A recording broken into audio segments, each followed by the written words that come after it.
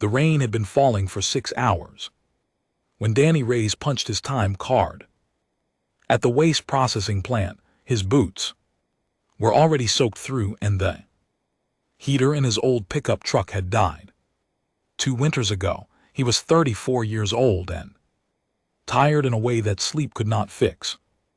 The night shift at Coastline Waste Management was not glamorous work. 12 hours of sorting through other people's trash, pulling out metal and plastic, checking for things that should not be in a regular dumpster. Most nights nothing happened. Most nights Danny listened to old country music on a cracked radio and watched the conveyor belt move junk from one pile to another. This was not most nights. The delivery truck from the research district came in around 2:00 in the morning. Danny did not pay it much attention at first. The research district sent over waste twice a week, mostly paperwork and broken equipment, sometimes strange chemical containers that had to go into special bins. Nothing interesting. The conveyor belt jammed at 2:47. Danny swore under his breath and grabbed his flashlight. Jams meant paperwork, and paperwork meant his supervisor would ask questions he did not feel like answering. He climbed up onto the platform and shone his light down into the sorting bay. Something round was stuck between the rollers. At first he thought it was a bowling ball. The shape was close, though the color was wrong. It looked like polished black stone with speckles of silver running through it. The rain coming through the open loading doors hit the thing and seemed to slide off without leaving it wet. Danny climbed down into the bay and picked it up. The object was heavier than it looked. It was also warm, not slightly warm, but warm like a loaf of bread fresh from the oven. He held it in both hands and felt something move inside it, a soft shift, like a kitten turning over in sleep. He froze. For a long moment Danny just stood there, in the sorting bay with his mouth open and rainwater dripping from his hair. He had been working this job for 4 years.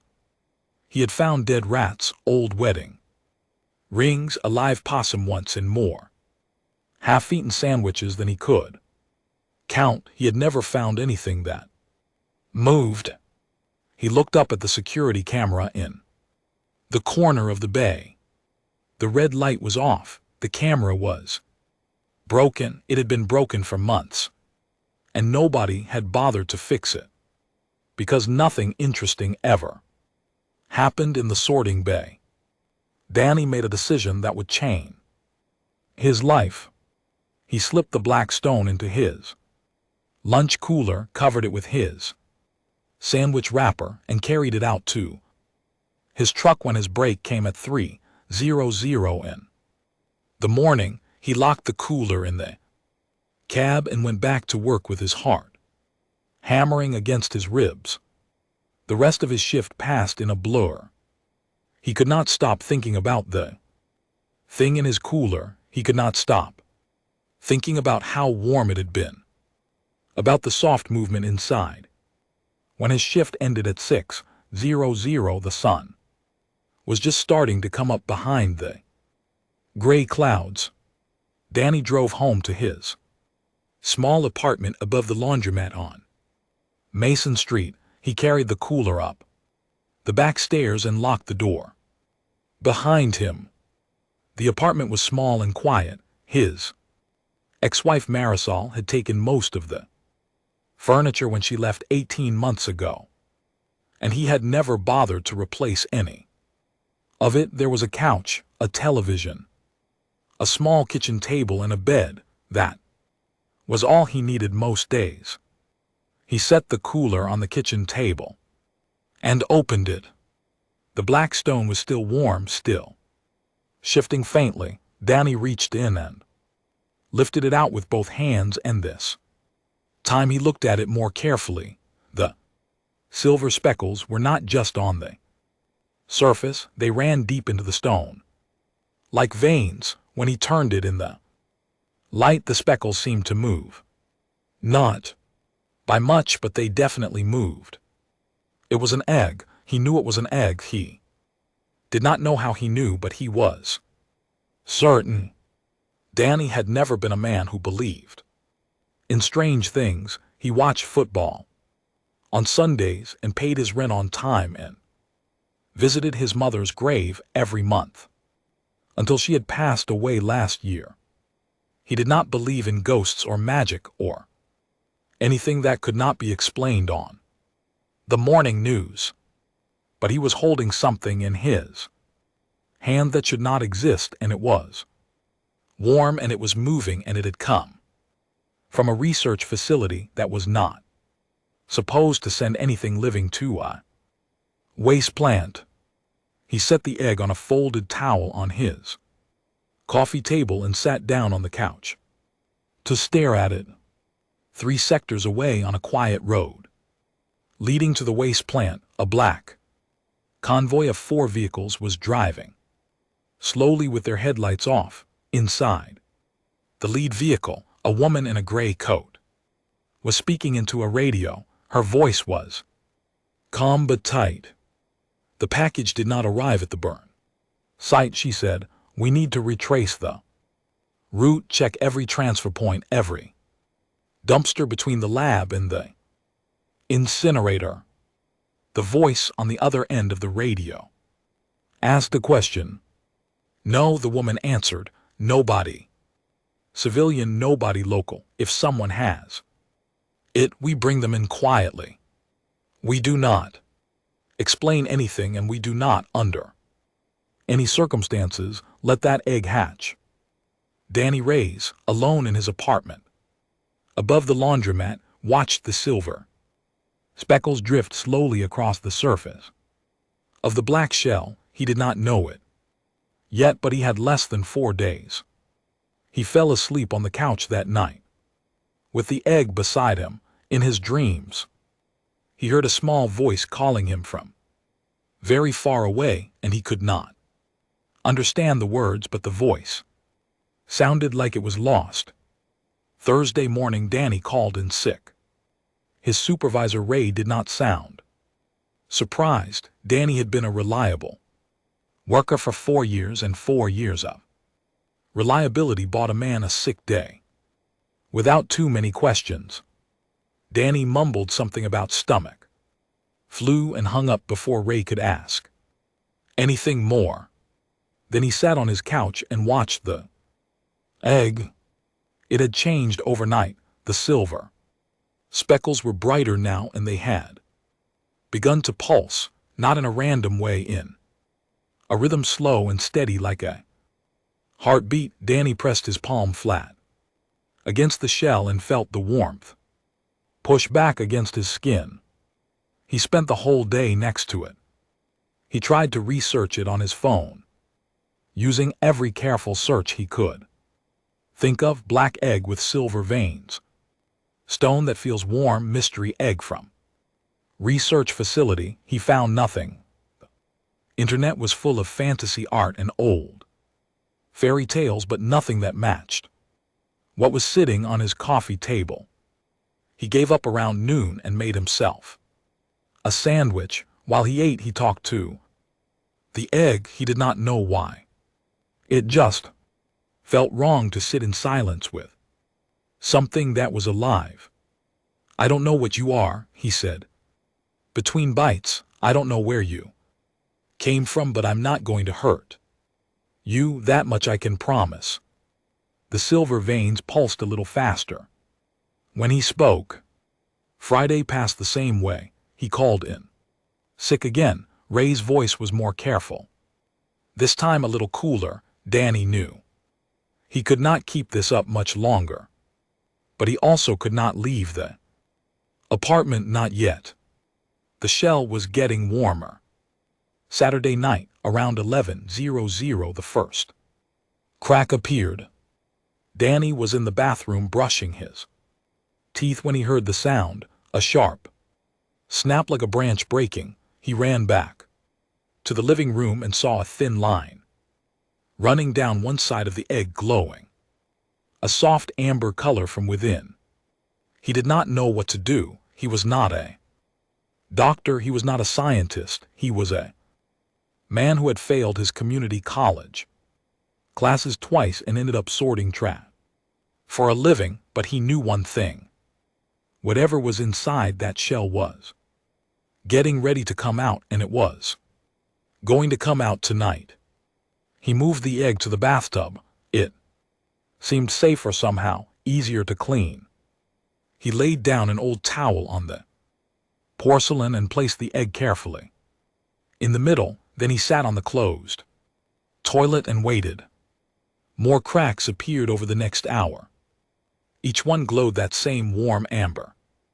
The whole bathroom began to feel like the inside of an oven, though the walls stayed cool to the touch. Danny wiped sweat off his forehead and kept his eyes on the shell. At 12:41 in the morning, the egg broke open. The top of the shell simply fell away in 3 pieces, and amber light flooded out into the bathroom. Danny had to shield his eyes. When the light faded, he lowered his arm and looked down into the bathtub. Something looked back at him. It was small, maybe the size of a house. Cat curled tight inside the broken shell. It had 4 legs that were too long for its body, small claws on each foot, and 2 folded wings pressed against its back. The wings looked thin, like wet paper, and they were not scales, but skin stretched over delicate bones. Its body was covered in tiny overlapping scales. When it moved, the scales shifted between deep ocean blue and polished silver, never quite settling on one color. Its tail was long and ended in a small spade shape, but it was the eyes that stopped Danny breathing. The creature had 2 large eyes, golden in the center and ringed with pale blue. They were wet and new, but they were not the eyes of an animal. They were the eyes of something that could think, something that was already thinking right now about him. The little creature blinked twice, its mouth opened slightly, showing tiny white teeth. It made a soft chirping sound. Danny did not move for a long time. "Hey," he finally whispered. "Hey, little guy." The creature chirped again and tried to stand. Its legs wobbled and it fell onto its side in the tub. It let out a small cry that sounded frustrated more than hurt. Danny reached down very slowly. He held out one finger.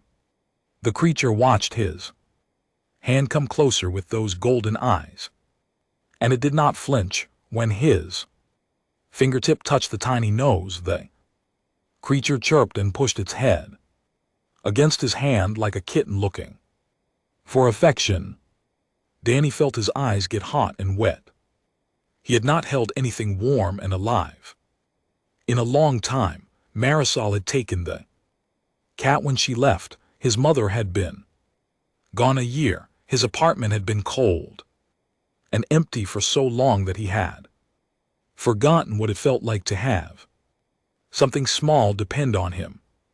He lifted the creature out of the tub very carefully. It fit in his 2 cupped hands. It was heavier than he expected, maybe 4 or 5 lb, and its skin was warm against his palms. The wings fluttered weakly. He carried it into the kitchen and set it down on a folded blanket he had spread across the counter. He had been preparing for days without really knowing it. He had bought chicken breasts from the corner store on Wednesday. He had bought soft bread. He had bought a small glass bowl for water. He tore off a tiny piece of cooked chicken and held it out. The creature sniffed it, then took it delicately from his fingers with its small teeth. It chewed, it swallowed, it chirped for more. Danny fed it 7 pieces of chicken and watched it drink water from the bowl. When its belly was round and full, the creature yawned a very wide yawn. Then it curled up on the blanket, tucked its head under one wing, and fell asleep. Danny stood in his kitchen at 3:00 in the morning watching a tiny dragon sleep, and he decided he would call it Blue. 2 weeks changed everything. Blue grew fast. On the first day he had fit in Danny's 2 cupped hands. By the end of the first week he was the size of a small terrier, and by the end of the second week he was as big as a medium retriever. His wings had dried out and now folded tight against his back. When he walked, his scales had settled into a pattern deep blue along his spine that faded to silver along his belly. Danny went back to work after 5 days. He told Ray that his stomach flu had been brutal, but he was better now. Ray gave him a long look but did not push. Danny worked his shift and rushed home as soon as it ended. He learned a lot about Blue in those 2 weeks. Blue was smart, scary smart. On the second day, Danny turned on the television to watch the evening news, and Blue sat on the couch beside him and watched with complete focus. He did not react to cartoons. He did not react to commercials, but when a news anchor started talking about a storm moving across the coast, Blue tilted his head and made a soft sound and did not look away until the segment ended. By the end of the first week, Blue could open the refrigerator. By the end of the second week, Blue could work the bathroom door handle. Danny did not have a lot of toys in the apartment, but Blue made his own entertainment. He chased shadows. He stacked empty soda cans into small towers. He studied the spines of Danny's few books with his golden eyes as though he were trying to read them. The apartment had never felt so full of life. Danny talked to Blue constantly. He could not help it. The silence of the apartment had always pressed down on him. After Marisol left and after his mother passed, and now there was finally someone to talk to, even if that someone was a creature from somewhere Danny could not name.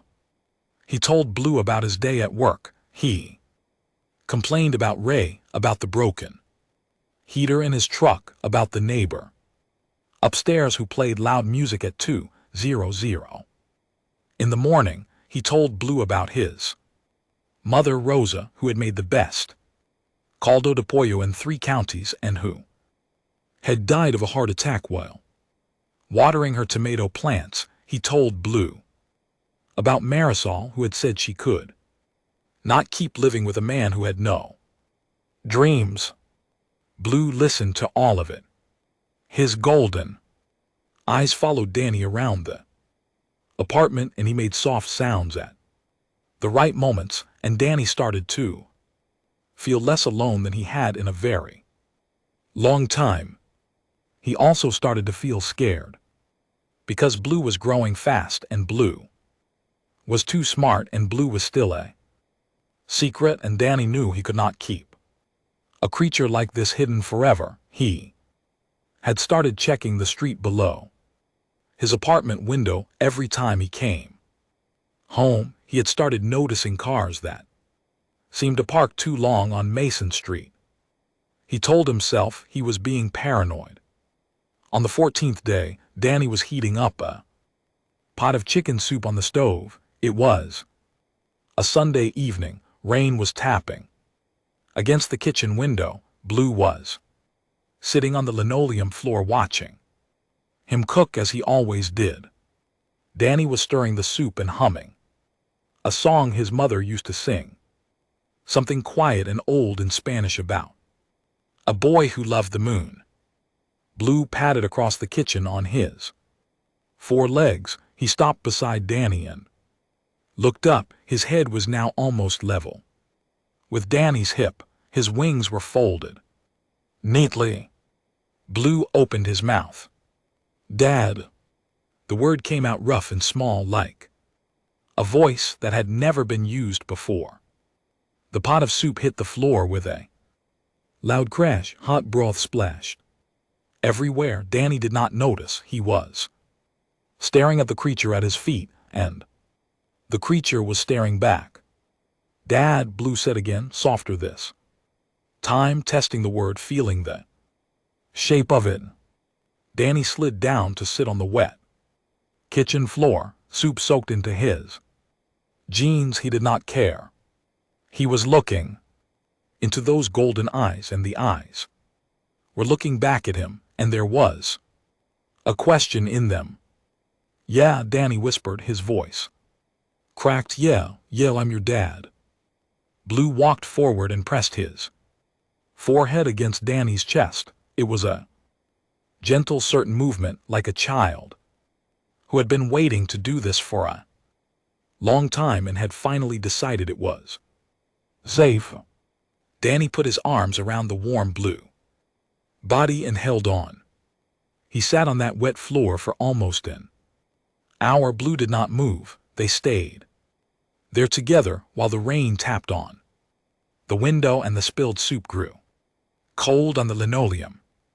Somewhere in that hour, something inside Danny that had been broken for years began to shift back into its proper place. When he finally got up, his legs were stiff and his clothes were ruined. He cleaned the kitchen while Blue watched. He made another pot of soup. They ate it together on the couch, Blue eating from a large plastic bowl that had once held Danny's mother's cookies. That night, Blue slept curled up at the foot of Danny's bed instead of on the blanket in the living room. The next morning, Danny was brushing his teeth when he heard Blue speak again from the bedroom. "Dad, where does the water go?" Danny almost choked on his toothpaste. He walked back into the bedroom with foam still on his lips. Blue was standing on the bed, head tilted, looking at him with those golden eyes full of questions. "The water in the sink," Blue said. His voice was steadier now, clearer, like he had learned to speak overnight. "Where does it go when you make it stop?" Danny sat down on the edge of the bed. He tried to find the words to explain plumbing to a 2-week-old dragon. He failed, but he tried, and Blue listened to every word and asked 3 more questions before breakfast. By the end of that day, Blue was speaking in full sentences. By the end of the week, Blue was asking questions that Danny did not know how to answer, questions about where he had come from, questions about why his skin sometimes tingled like it remembered something, questions about the 3 sons. 3 sons. Danny heard those words and felt the first cold touch of real fear. Blue remembered things, not all at once and not clearly. The memories came in flashes, usually when he was falling asleep or just waking up. He would tell Danny about them in the mornings, sitting at the kitchen table, with his chin resting on his front claws. There were 3 sons, Blue said. One morning, a big yellow one, a small red one, and a white one that only came out at certain times. The sky was never fully dark. Danny poured himself another cup of coffee. He had stopped being surprised by anything Blue said. He just listened. "There was a war," Blue said on another morning. His golden eyes went distant. "I do not remember the fighting. I remember the sound of it, a sound like the ground was being broken open over and over." "There was a female," he said on a third morning very quietly. "She was large, larger than this building. Her scales were green like wet leaves. She put me inside a small round thing, and she said words to me that I cannot remember now. But I think they were important words. Danny listened to all of it and did not know what to say. What do you say to a dragon child who remembers his real mother? He did not have an answer, so he made pancakes instead, and he put extra butter on Blue's plate, and he let the creature eat while he cleaned the kitchen.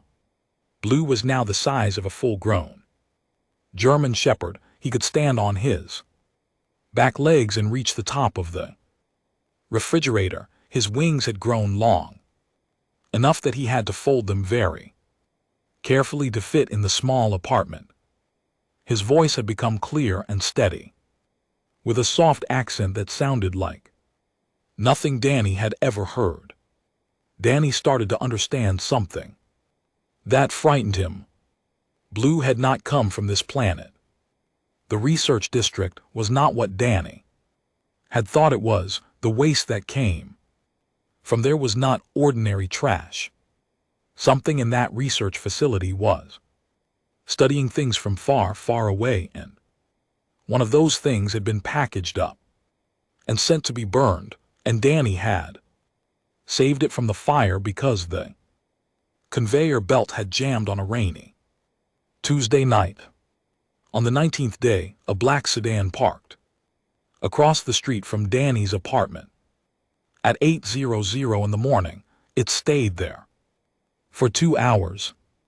Danny watched it from behind the curtains. Nobody got out, nobody got in. The windows were tinted dark. On the 20th day, Ray called Danny into his office at work. Ray was a heavy man, with kind eyes and a tired face. He had been Danny's supervisor for 4 years. Some people came by yesterday, Ray said, asking questions. Danny felt his stomach go cold. What kind of questions?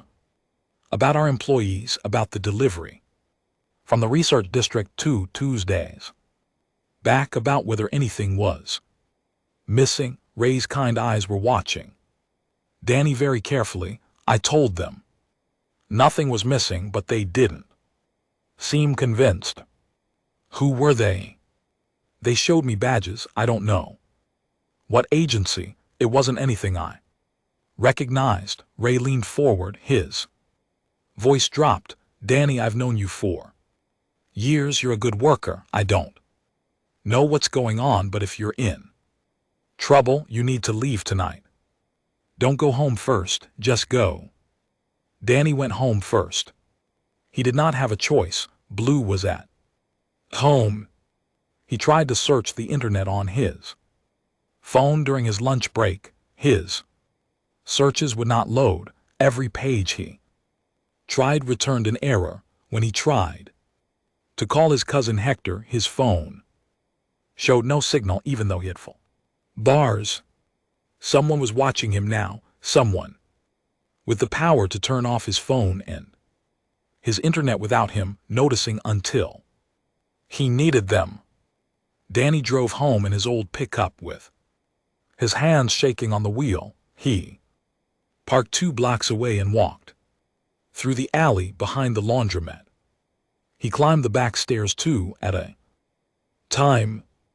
Blue was waiting for him at the top of the stairs. His wings were half spread, and his golden eyes were bright and alert. Dad, Blue said, men have walked past this building 4 times today. They were looking up at the windows. 2 of them were the same man in different clothes. Danny unlocked the door and pulled Blue inside. He went to the closet and dragged out his old green duffel bag. He started throwing things into it. Clothes, his wallet, the picture of his mother that had sat on the nightstand for a year, a box of granola bars, water bottle. Where are we going? Blue asked.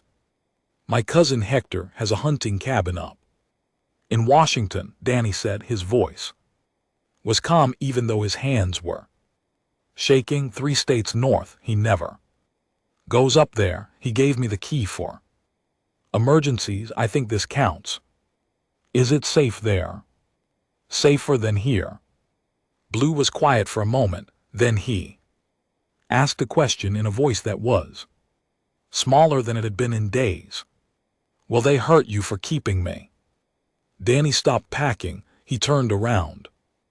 Blue was standing in the middle of the living room, his wings folded, his head lowered a little. He looked for the first time since hatching like a child who was afraid.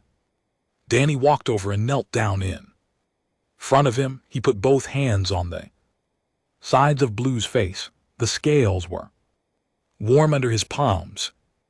Listen to me, Danny said. Whatever happens, whatever they try to do, you are my son. You understand, my son. I found you in the trash and I fed you chicken and I stayed up all night listening to you ask questions about plumbing. You are mine and I am yours.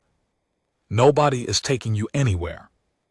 Blue pressed his forehead against Danny's chest the same way he had on the kitchen floor the night he first said the word. Okay, Dad. They left through the back stairs at 9:00 that night. Danny had wrapped Blue in a large brown blanket. Anybody who glanced at them would see a tired man carrying a bundle of laundry to his truck. They made it to the highway. They made it out of the city. They drove through the night with the windows down and the old country music playing on the cracked radio, and Blue slept with his head on Danny's thigh. The headlights behind them stayed 3 cars back the whole way. The cabin smelled like old pine and dust. Hector had not been up to it in almost 3 years. Danny remembered the last family trip, a week of fishing and drinking cheap beer with his cousin and his uncle Ramon. Uncle Ramon had passed 2 winters ago, and Hector had not come back since. Danny pushed open the wooden door and coughed at the cloud of dust that rose from the floor. He carried Blue inside, still wrapped in the brown blanket. Cabin had 2 small rooms, a stone fireplace, a battered green couch, a kitchen with a propane stove, and a back porch that looked out over a thick wall of fir trees. They had driven for 2 days. Danny had slept in the truck for a few hours at a rest stop in Oregon. He had paid cash for gas at small stations where the cameras looked broken. He had thrown his phone into a river outside Portland.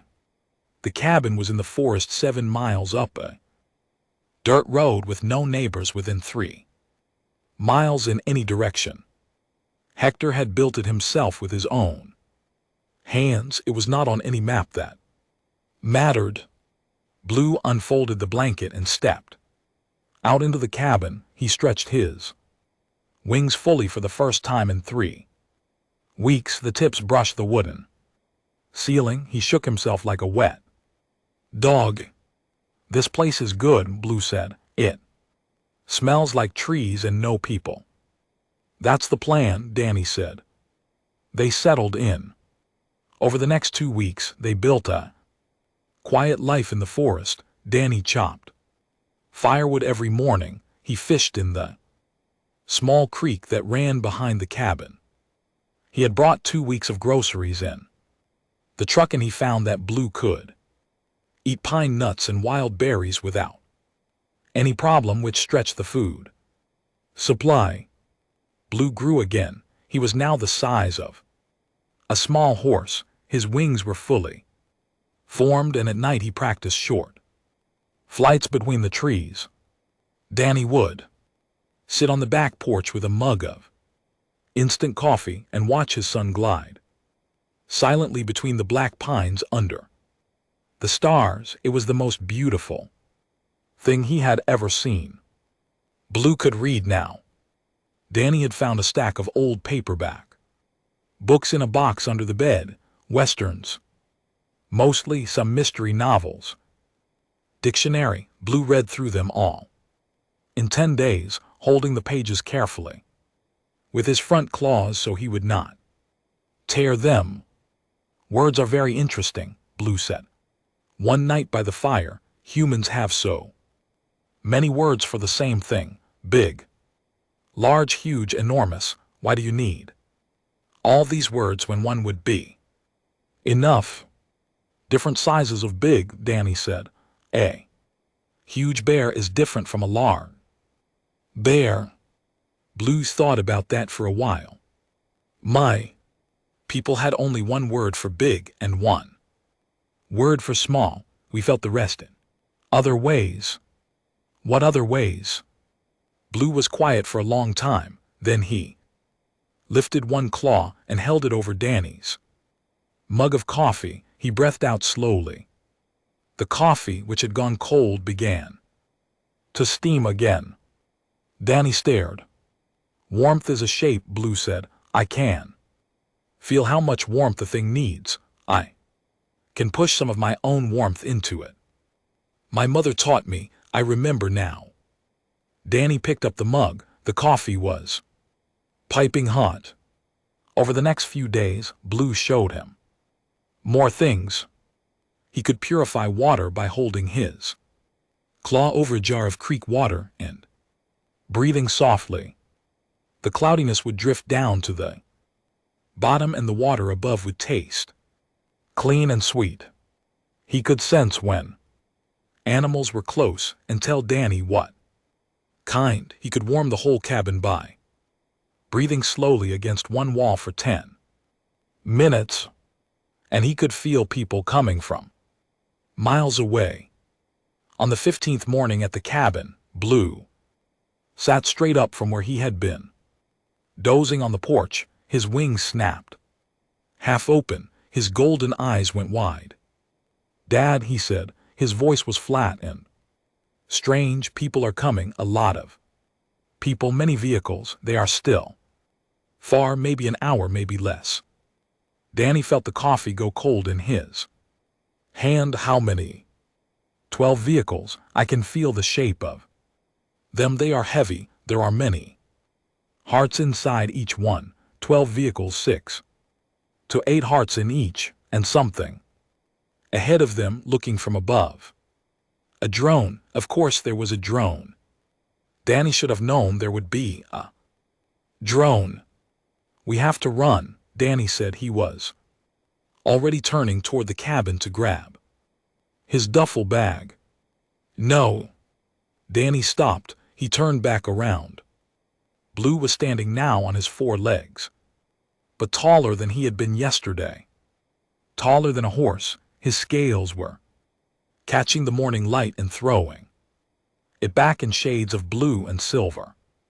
His wings were fully open, and they were wider than Danny had realized. The wing tips nearly touched the 2 pines that grew on either side of the porch. No, Blue said again. His voice was quiet but very firm.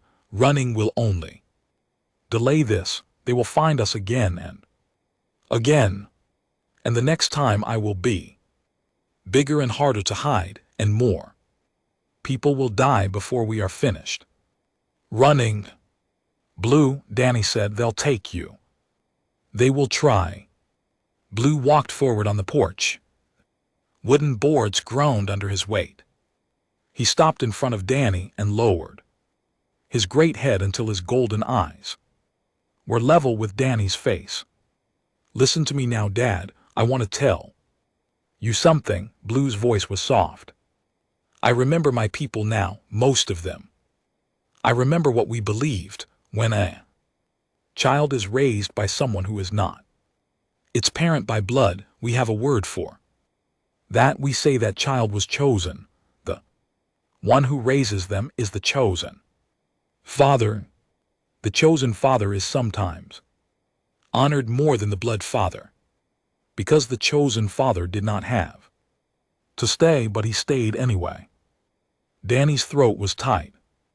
When I said Dad that night in the kitchen, I did not say it because I did Not know a better word, I said it.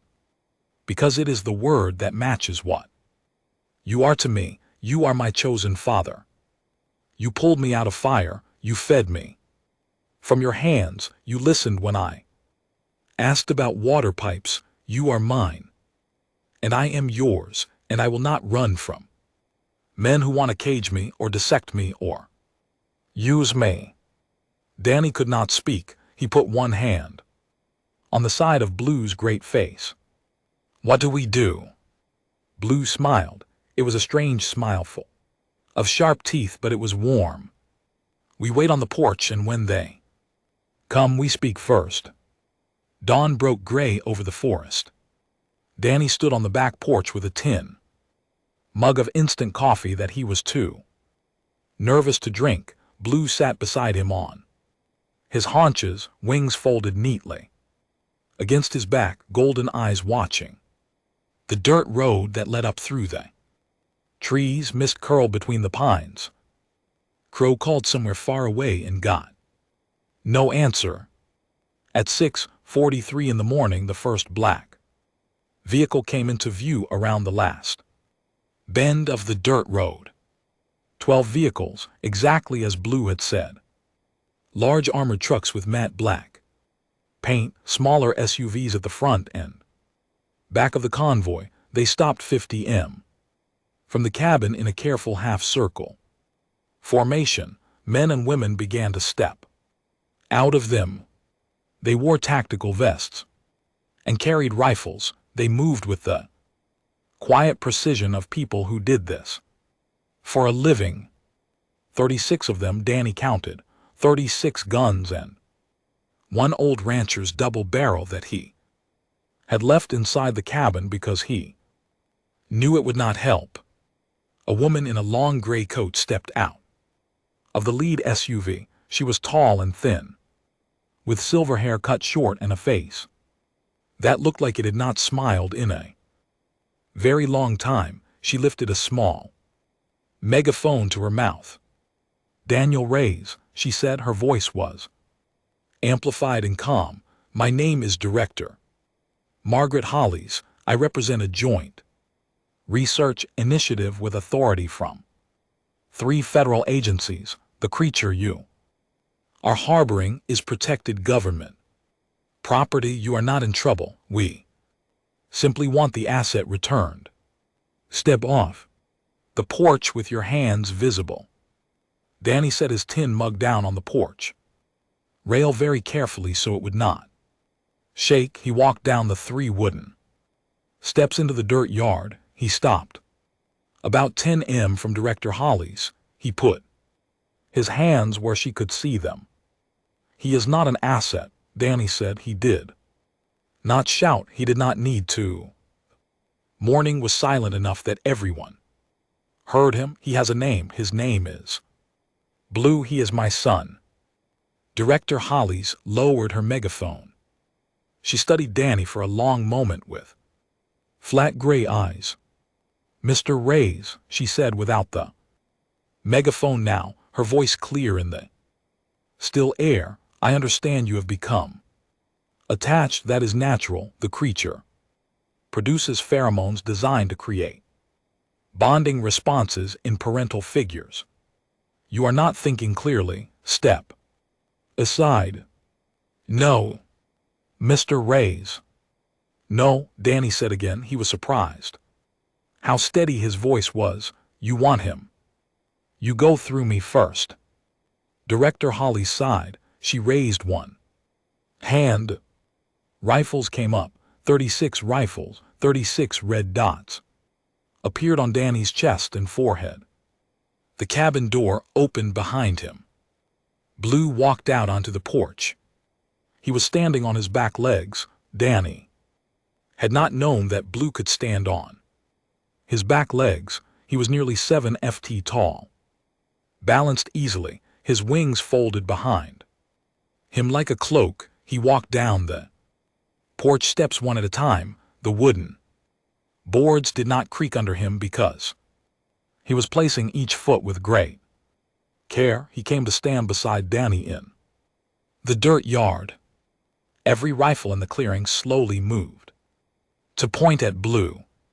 Blue looked at them with his golden eyes. He looked at Director Holly's. He looked at the drone hovering at the edge of the trees. Then he spoke.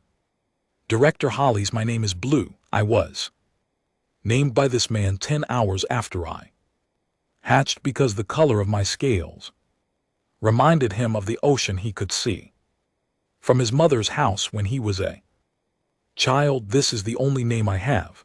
I ask that you use it. His voice was clear and calm. The soldiers stared. Director Holly's mouth had opened slightly. I am going to tell you 3 things. Blue continued. Please listen carefully, because what happens in the next few minutes will matter for a long time. He spoke the next sentence in a language that Danny had never heard. It was a flowing, singing language full of long notes and soft clicks. None of the soldiers recognized it. Director Holly's did not recognize it, but something in the sky far above them did, because Danny's ears popped suddenly as though the air pressure had changed. Blue switched back to English. That was a greeting in the old trade tongue of my people. It has been sent as a signal. My people have been searching for me for your entire lives.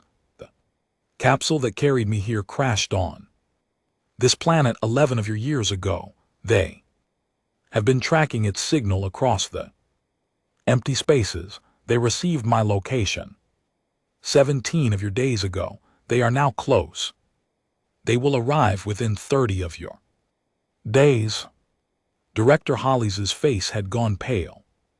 3 things, Blue said. First, my people will not harm humans. We are not invaders. We came to find a lost child. That is all. Second, the humans my people meet first will be the humans who speak for humanity in the first meeting. They will form the first impression of your entire species. Third, Blue lifted one great clawed hand and placed it very gently on Danny's shoulder.